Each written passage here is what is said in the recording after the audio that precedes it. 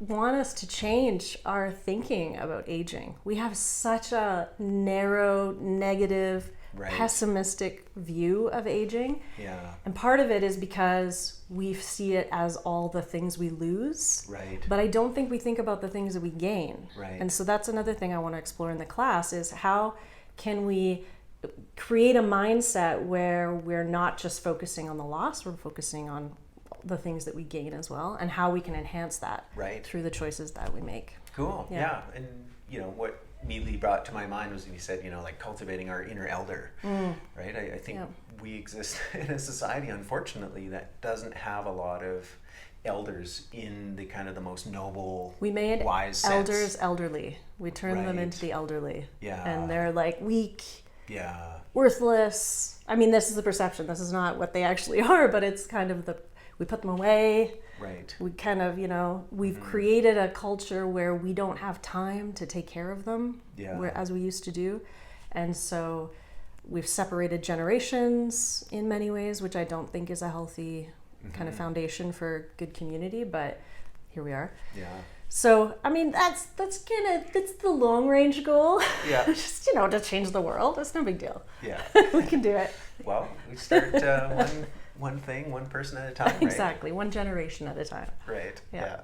Hopefully by the time we're older folk, we won't be isolated in the ways that some people are. So let's start with maybe, you had already mentioned it. A lot of people have a big concern about, physical kind of degradation is one thing, but it's that mental, what do you see are some of the biggest contributing factors to people losing their minds? Losing their minds.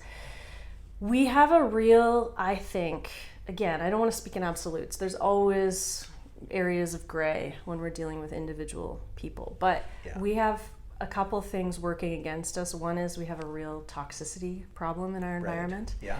And so things like heavy metals, poor fats, all of these things that our brain actually needs are often things that we grow up with, especially the generation right ahead of ours, like our parents' generation, where the introduction of processed foods and fast foods and all of those things came. So there's that. There's the inflammation aspect, which is connected. All of these things are connected, right? Too much toxicity will contribute to inflammation.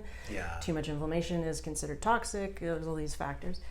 We also have this stress that our modern day culture has sort of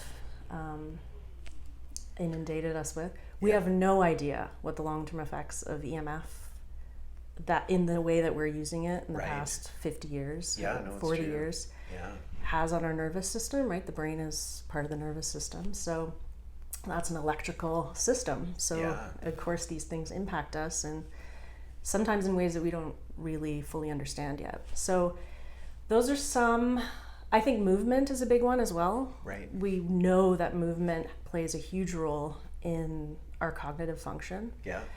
We also know that blood sugar plays a big role in our cognitive function. Right. They call type Alzheimer's. 3, type 3 diabetes. Yeah. Yeah. So there's these kinds of things. Again, there are some things that happened perhaps when we were younger that may be more difficult to kind of turn around, but I don't think it's ever too late. Our body is an incredibly powerful healer. So, Okay.